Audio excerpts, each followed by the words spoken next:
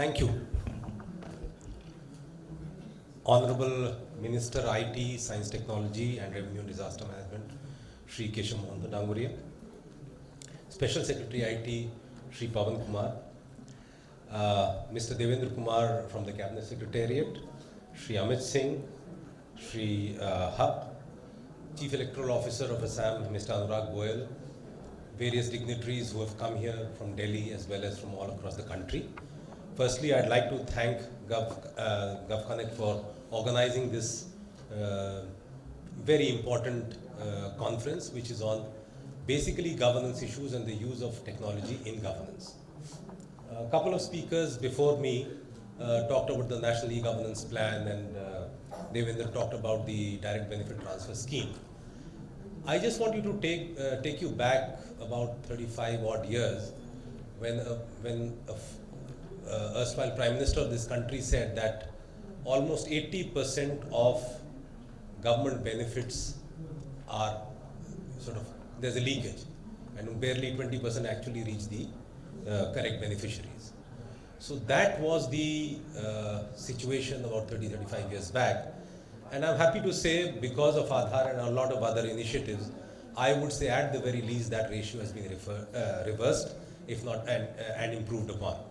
And I was lucky and fortunate to be part of the time when the National E-Governance Plan was formulated in 2004-2005, when it was approved by the Cabinet.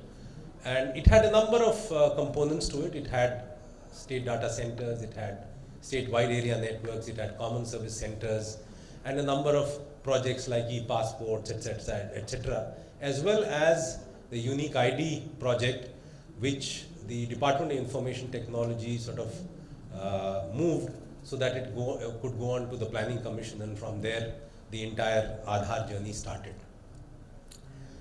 Truly, the journey has been transformational. Today, we are in a situation where we can uniquely identify a person without error, and we can ensure that for that particular government scheme, the benefits will only reach to him and nobody else. Particularly in respect of direct benefit transfers, the result is truly transformational, because you can, with almost at zero cost, directly send money for a benefit of for various government schemes directly into the account of the person for whom it is targeted, without any intermediation. It is a huge step. There are various very advanced countries which are today not able to do that. Even today, you do not have something like an Aadhaar on the scale that it is there in this country, in most of Europe as well as the United States of America. And what that has allowed us to do is so many things. You look at not just DBT, you look at UPI. UPI would not have been possible without an electronic KYC. It is so easy for somebody to be able to identify himself into the system using his Aadhaar or using his various digital identities, and you don't have to go and visit somebody and physically sign a form, etc., which ensures that UPI can proliferate all across the country, and which is why today I think probably UPI is more efficient, more cost effective, and more popular than credit cards in this country. In a country where the percentage of people having credit cards would be in the single digits, even people who are selling by the roadside have a UPI identity and they are transacting digitally. So when access to credit is so limited, and that is true in this country, physical access to credit, physical access to banks, actually the ratio is one of the worst in the world today. Even today it is one of the worst in the world, but if you look at the number of banks vis-a-vis bank branches vis-a-vis the total population of the country, it is not a very good picture. But it is UPI which allows us today to be able to transact through a system electronically. From the richest person to the poorest man can now transact digitally on UPI. And all this has been enabled by the backbone, which is Aadhaar. If you now come to the states, of course the states are using Aadhaar. We in Assam have used it very innovatively. Schemes like Arunodaya are about direct benefit transfer, which have been now copied by a large number of states across the country. If you had come here 10 years back, Assam was actually, one of the sort of laggard states and in terms of implementation of IT in governance. Today, I am happy to say that we are right up there with the best of the states in terms of what we can do with information technology for governance. So what is it that we've done? One is, of course, the Arunodaya scheme. We have also ensured that all our offices in the state at the state capital, at the directorates, are all on e-offices. So you can approve something, you can clear a file anywhere across the world, and that is something which most of us are now doing. It seemed to be so, just 2 years back, this could not have been thought of. If somebody went out of headquarters and if he was out for 10 days, 15 days, then 10 days, 15 days, no decisions could be taken. Today, wherever you are, even though you may be on a casual leave, or you are on tour abroad, or on tour to Delhi or any other state, files get cleared, decisions are so much quicker to make. That is something which the government of Assam has done. Our network, the state data center, is operational. We are looking at putting it on the cloud to ensure that the experience for departments in terms of providing services to citizens is seamless. We have Seva Setu in the state where almost 600 odd services are now provided digitally. We have a Right to Public Service Act which is now implemented. We have a Right to Public Service Commission to ensure that the timelines which have been committed to by government departments for providing government services to citizens is something which are adhered to. And we are one of the few states where are actually implementing it on the ground. So that is something for which we as the state of Assam really are proud of, that what we have done as far as government services is concerned. Just, I think, 2.5 years back, the services were less than 100, and today we are at 600. So that is the kind of journey that we have undertaken in the last 2 to 3 years, and all this is gaining speed. We have the education department which is actually using AI for monitoring teachers' attendance as well as students' attendance. So facial recognition is being used. All teachers have been given notepads, iPad or some kind of a notepad which is given. And basically real-time attendance of teachers as well as students is taken.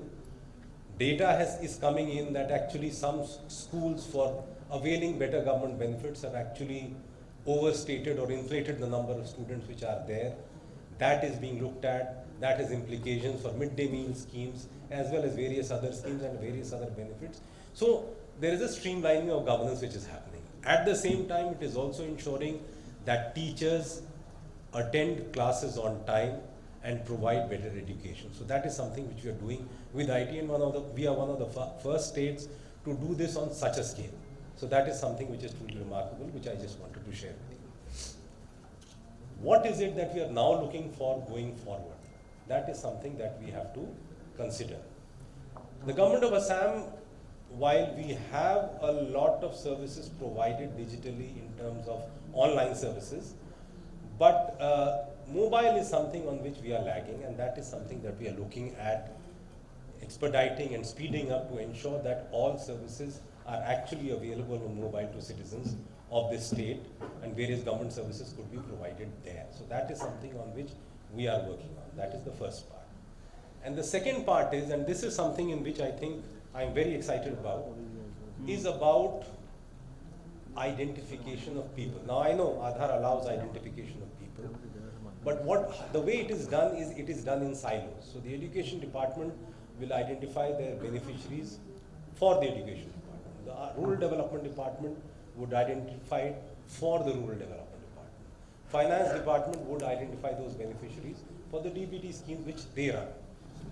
What we want to do is to ensure a cross-border platform where a person is identified uniquely across departments. That is the next move that we are looking at. And what that will ensure is a sort of deduplication, whether somebody who is the poorest of the poor, he should be eligible for 4, 5, 6, 7 government schemes. Is he actually getting it? And somebody who may be eligible for maybe 1 or 2 schemes, is he getting 5 or 6 schemes, and then you can weed them out, etc. It allows for a far more efficient implementation of government schemes across the state. So that is something that we are doing. The other initiative which our Honorable Chief Minister has taken is, of course, bring government services closer to the citizens. So you have the sub-district concept which has come in, where almost all government benefits can be given at the sub-district level. That is a decision we have taken, and we have also implemented. Of course, there is a lot more which needs to be done to ensure that it stabilizes, but that is something that we are doing. Further, we are also expanding e-office to the districts. All deputy commissioners are on that, all subdivisions are on that, sub-districts are on that.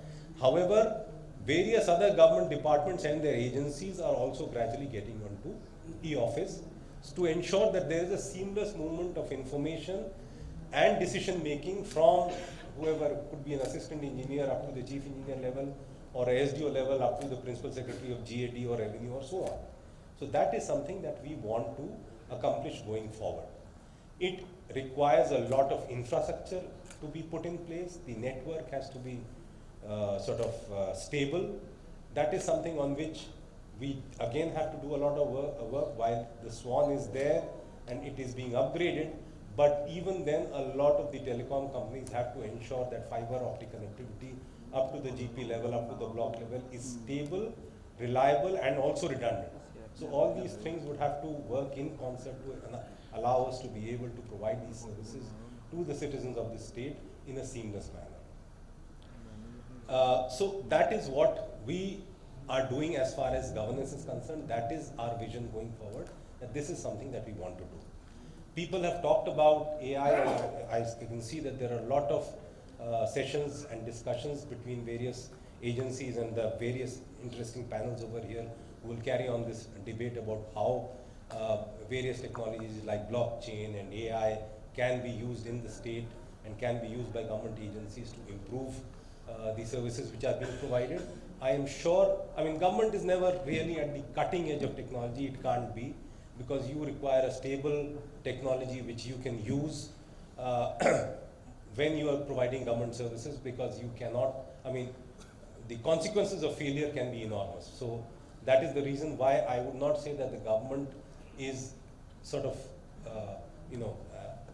always at the cutting edge, but it is, both the central government and the state government are using technology which, once it stabilizes, and the speed with which it is transforming itself is really remarkable. And this is not something just that I am saying from here or the Government of India officials are saying about what the Government of India is doing, but across the world people are recognizing that what we have done with UPI, what we have done with Aadhaar, etc. is truly revolutionary. I hope this